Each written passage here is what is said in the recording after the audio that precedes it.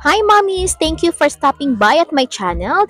And in today's video, I'm going to share kung ano yung mga binili ko during the 4th birthday of our baby Chloe. Mag-voice over lang ako, hindi muna ako maglagay ng background music because palati na lang tayo na copyright ni YouTube. In this part of the video, nagbukas tayo ng box and sa loob ng box ay ang laman nito ay puro lang naman mga candies or may mga toys man na maliliit. Isang bagsakan lang ito, isang Shopee store lang. So, dito ko na lahat binili dahil wala na talaga akong time na mag-ikot pa sa city or sa supermarket. So, in this one shop or one store sa Shopee, I spend almost, I think, 2,000 plus 100.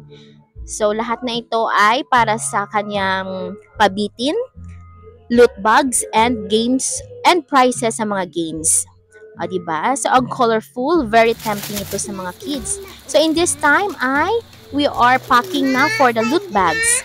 Sa loot bags naman, I created 2 sets. Bali, yung isang set is para sa mga batang 5 years old and below.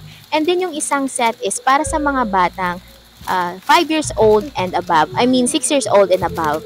So, and then, ang budget ko ay, kung pwede lang, ay 30 pesos per loot bags. So first, segregate ko muna yung mga toys or candies na para sa 5 years old and below. Pinili ko yung coloring set and then may surprise pack pa siya na candies. Then yung biscuit and then may gummy candy. Kasi ito talaga yung gusto ng mga bata. At meron pang parang phone siya na may candies sa loob. Pink ang ating theme. So ang ating loot bags ay color white and pink para pwede sa boys and pwede rin sa girls. So, white and pink ang color ng ating loot bags. And ito naman yung para sa atin 6 years old and above na kids. Ito naman ang yung ating pabitin. So, kawayan lang ito and then binalot lang namin ng color white and pink na crepe paper. So, ayan, ito ng ating pabitin. So, very colorful. And yung some candies ay para sa display na natin. This time, ayan, very excited ng mga bata. Diba, ang ganda tingnan? So, dinagdagan namin ng crepe paper na color white and pink. So, mostly yung mga candies na sinabit ko ay yung mahahaba. And then, yung iba, linagay ko sa plastic para pwede nila bunutin anytime at hindi siya mapunit. So, ayan, very excited na yung mga bata. Request ni Chloe sa kanyang 4th birthday ay magkaroon ng maraming balloons. Buti na lang nakahanap ako sa TikTok shop, 100 pieces, 195 pesos only. Look, with freebies pa! 12 inches ang size nito at maraming kulay na pwedeng pagpilian. If nagmamadali ka, don't worry dahil ang bilis nilang mag-ship out. Sa decorations natin, kinailangan ko naman itong set na balloon and then yung balloon na 100 pieces at nagpagawa ako ng styro na kanina Chloe at 4 years old. So ito lang yung background and then dito na siya. Ang simple lang, 'di ba? Balloons lang siya pero ang laki ng impact sa mga bata dahil nasasayahan talaga sila sa balloon, especially si Chloe. So I'm happy dahil happy din si Chloe sa kanyang mga decorations. Then next, ang ating cakes. In order ko to, then nakaset na siya. So, number cake, may cupcakes, and then yung cake. Dahil yung theme ni Chloe is yung princess lang na walang label. Color pink at saka princess lang talaga ang theme niya. So, ayan yung cake niya, may castle na topper.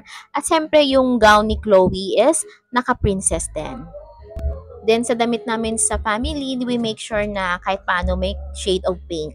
As in, umulan pa ha. So, very super blessed. Very na super blessed pa yung birthday ni Chloe. As in, umulan. So, yung mga bata, humintay talaga na mahinto yung ulan. Then, next na ipakita ko yung mga food na. So, yung mga food namin is very simple lang. Yung usually na makikita nyo sa probinsya, yung mga ulam na estofado, calderita, afritada, then ito na yung cake. Ayan, may pansit. So, may mga pichi-pichi.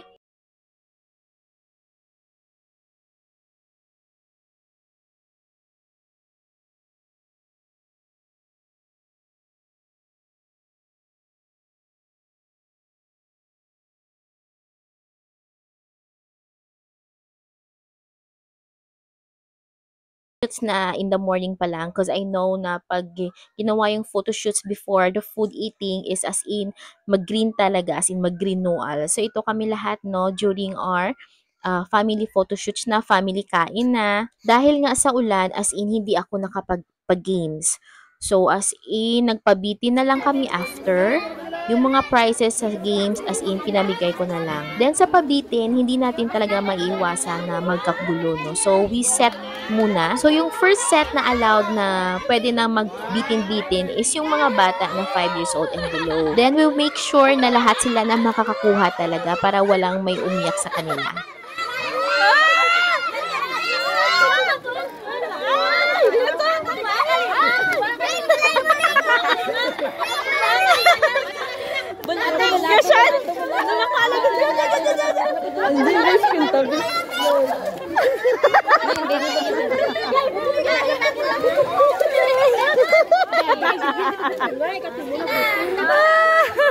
This time, allowed na magbitin. I mean, kukuha ng bitin is yung mga 6 years old and above. So, as in, dito nagkakagulo na.